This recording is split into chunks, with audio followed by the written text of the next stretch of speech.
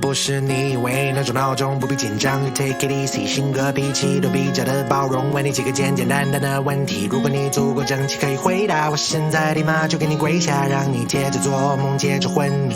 You ready？ 作业你写完了没？单词你背会了没有？对了，统一货币文字和度量衡又是哪位？隔壁的消费早睡早起做的3条黄冈，你会不会觉得可悲？还是根本无所谓？眨眼间过去多少年，和从前一样不要脸。梦见的大学以为是外桃源，结果只是表面，这里实在好卷。只有踏着黎明出了门，昨晚和大的见不得人老时间，你得考缘和分。让我问你几个 question， 六级考过了没 ？offer 你收到过哪个？雅思托福小四小八有几道做的对？上铺的消费说破连读实习还能兼顾，你会不会欲哭无泪？还是你问心无愧，你就接着睡吧，睡到四肢都退化，反正情况最差也就是没工作没对象，找个天差地价为家。 It's alright， 那你就睡吧，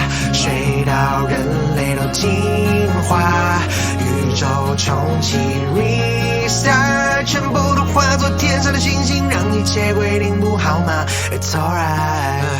不是我说你呀你呀，快给我起吧起吧！我变着法子骗着傻子，要不给你劈叉劈叉！你爸你妈16、7、8早已成了也有立了家，你还搁这里逼嘎逼嘎，给你捋个这周计划，你记下那10几亿的方案还差多少？那 PPT 的项目开会之前能否做好？老板的宝贝女儿生日礼物买没买到？你还不快争分夺秒？怎么说起来又我倒了？我早就不想吐槽你太伤感。你黑眼圈就跟流浪汉，普通人类怎么可能赶方案在凌晨3点半才睡，7点又要上班？你虽然那么多年面对困难一脸茫然，但关键时刻又能力挽狂澜。算了，我也懒得管你，烦你自己看着办吧，你就睡吧，睡到周公都黑化，不用夹着尾巴，地球没有你照样会转，没有必要卷到累垮，不对吗？那你就睡吧，睡到人类都进化，宇宙重启 restart， 全部都化作天上的星星，让一切归零不好吗？睡吧。